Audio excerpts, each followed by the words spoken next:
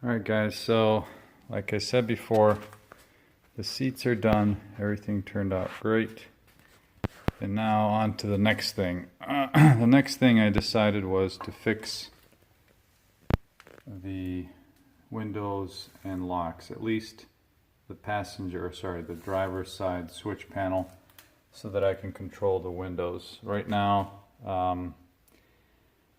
because the AC and the HVAC basically don't work, there's no ventilation and I need to be able to open the windows. So taking the door panel off is not a big deal. Should be 1, 2, 3, 4, 5, 6, 7. There's 1, 8, maybe 9 or 10 clips. My door had 2, and it's pretty bad shape. I struggled with this until I figured out that I can't take this apart. This is the window, the mirror, rear view mirror adjustment. So this is the switch. You have to unhook these 3 harnesses to get it off. But I'm not really sure what I'm going to do. If I'm going to recreate this or try to find a used one or just salvage what I can. I don't really know. I might try to recreate it, take these pieces, take this off, maybe not do the shag. I don't know. Anyway, so this will be part 1. Taking this off is not a big deal. Let me show you what the inside of this the door looks like. First, you need to take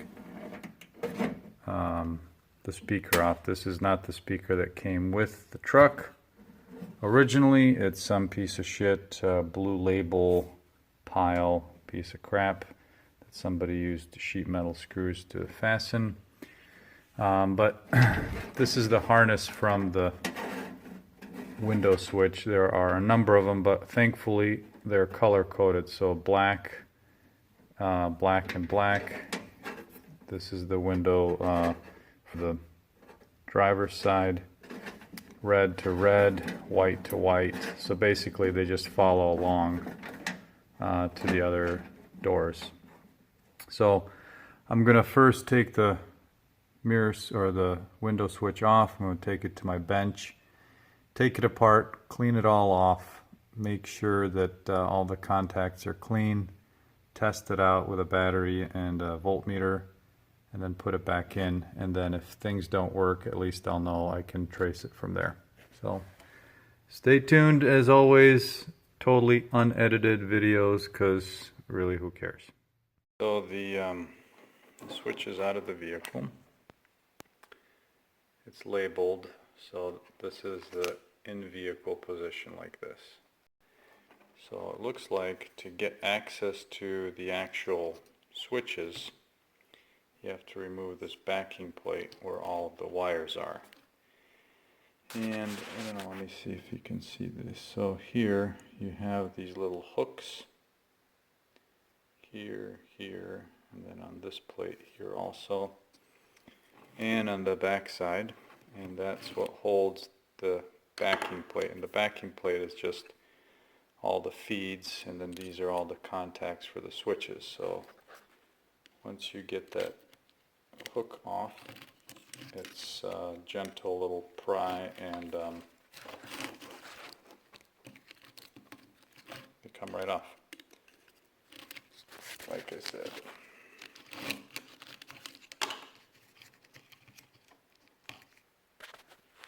You get the idea. So I'm not sure how I'm going to get into the actual switch yet. Okay, so that's that.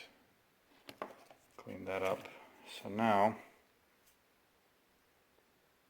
inside of all of this stuff are the switch contacts. So steady as she goes. I'm not sure how I'm going to get in there, but I will try. Figured out how to take the switch modules out. I'll show you first on the ones that I haven't taken out. So in the holes here and here, there's a little wedge. It's this little piece, little sheet metal piece, one on each side, and it looks like this.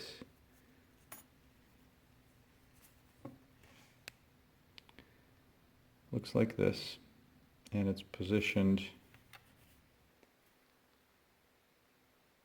focus you fuck, like that. So what you have to do is you get something sharp, like a little pick, like this. You push the wedge down and kind of push it that direction. You can grab the hook here and pull it out.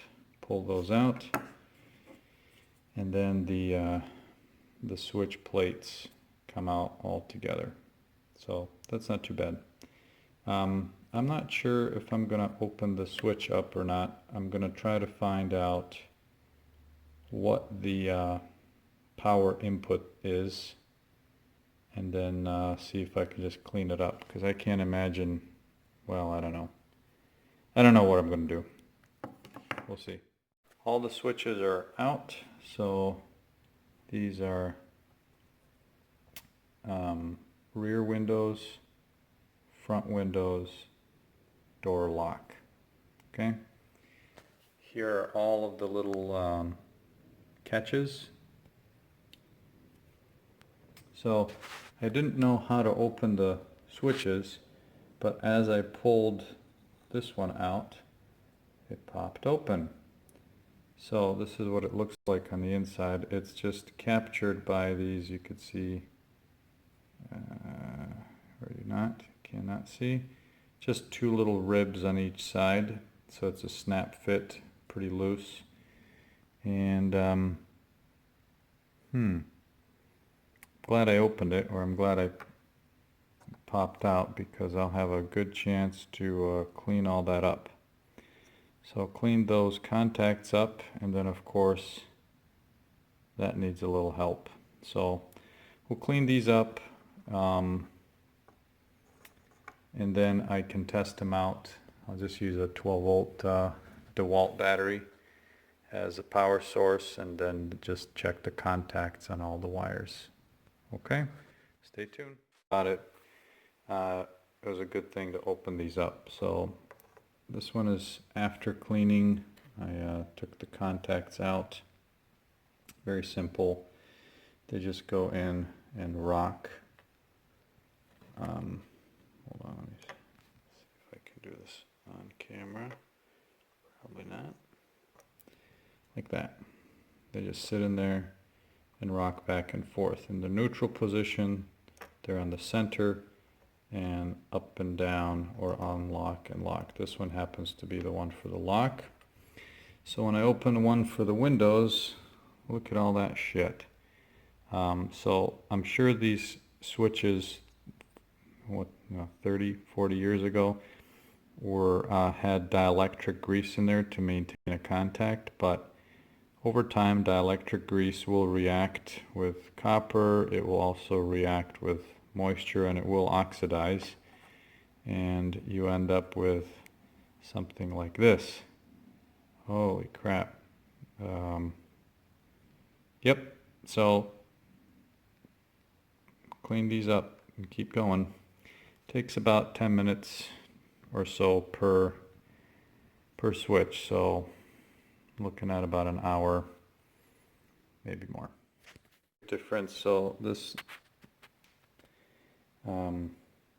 this switch housing had these two contacts. This is after cleaning. So all I do is I take some acetone, get rid of the shmoo first, 400 grit, a little strip of 400 grit sandpaper, and just clean it up a little bit.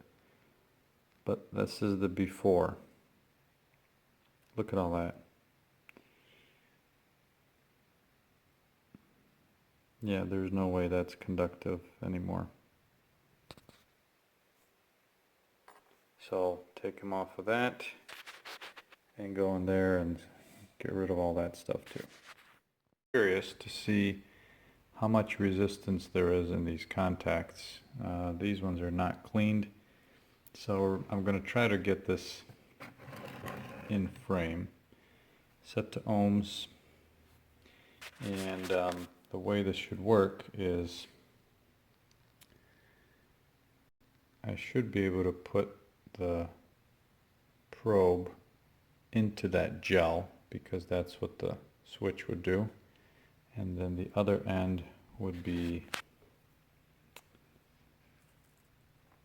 this flat section here. So let me see, I don't know if I'll be able to do it on camera because I'm doing this on my phone and I don't have the requisite equipment to get it all done and pretty. Let me see, maybe if I put it up here like this, and then that's not going to work very well. Ooh, almost. Stick with me here, let's see.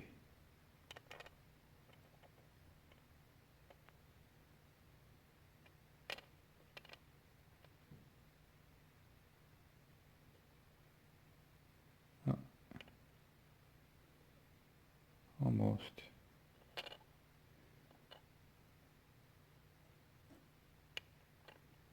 Holy shit.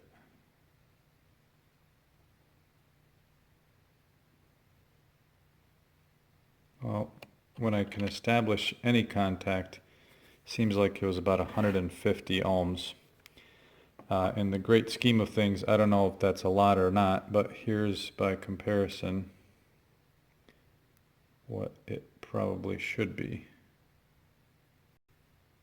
So as old as these contacts are, and all the wiring that's original, and how tired the motors are, and I think any amount of resistance that can be taken out and as much voltage at the lowest possible current delivered to the motor, that should be the best case. So it's not futile, so I've gotten a few of these done and I'll continue. Switches, sorry, a few of the switches have had some rust. So switch, this is not a contact, this is a spring that gets your switch to go back to the home position, but it looks like something got spilled, or maybe window was left open and this started to rust, which makes, you know, dust and other things happen in the actual switch. The contacts have been cleaned on the inside. I cleaned up all these male end also, and this is now the last locking feature that goes, this is hard to do in video, here somewhere like this. I can't do it one-handed. So anyway, I'll connect that, and then the step after that is to take the harness and clean the female ends equally well. I think I'm going to do that. I'm not sure how. I think I'm going to take some, maybe try to roll up a thin section of 400 grit and just roll it in there, maybe on a end of a Q-tip or something. I'll let you know. What I ended up doing to clean the inside of the female end of the connector. One standard issue Q-tip with the nub cut off into one 18 volt, very important, 18 volt drill.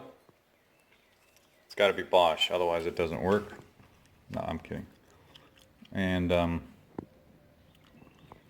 then so let me show you if I can do this one-handed.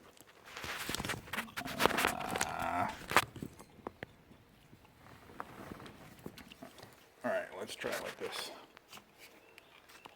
Anyway, you get the idea, but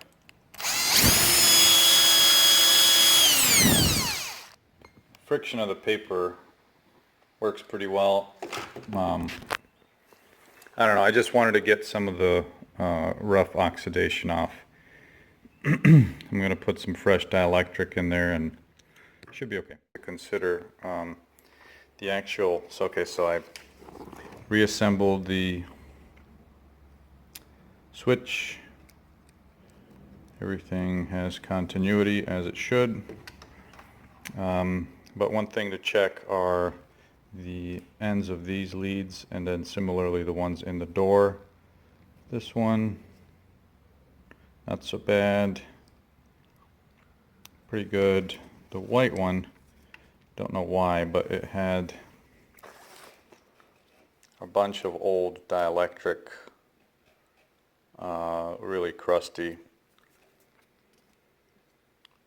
on the inside too, so I cleaned that up as much as I could. I'm going to do a little bit more on the male ends and then do the same on the harness side on the door and then reassemble and test it out. So as this is the lock switch, you'll see there's a lead for the lock.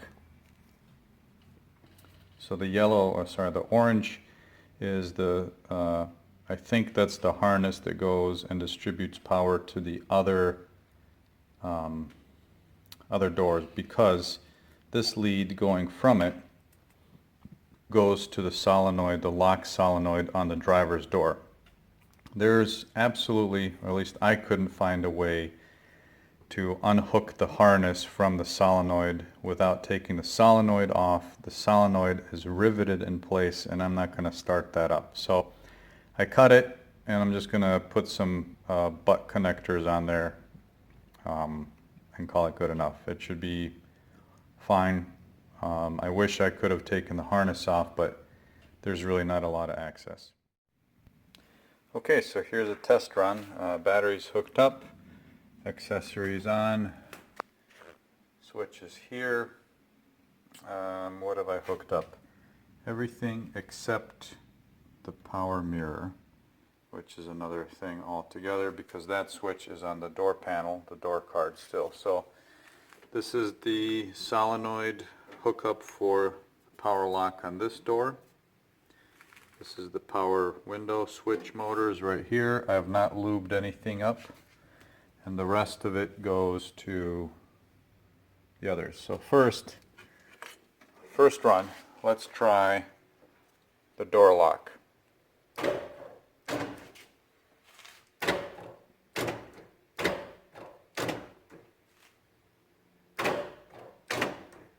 Okay, so the door lock works, except this one. I'll have to check the voltage. Let's try the windows. Hey, sweet.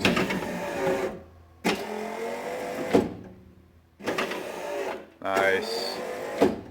Okay, driver or passenger. Nice, none of this worked before. Okay, the rear does not work. Okay, so driver's side rear does not work, and one door lock does not work. I'll check the voltage, but hey, that's a huge improvement.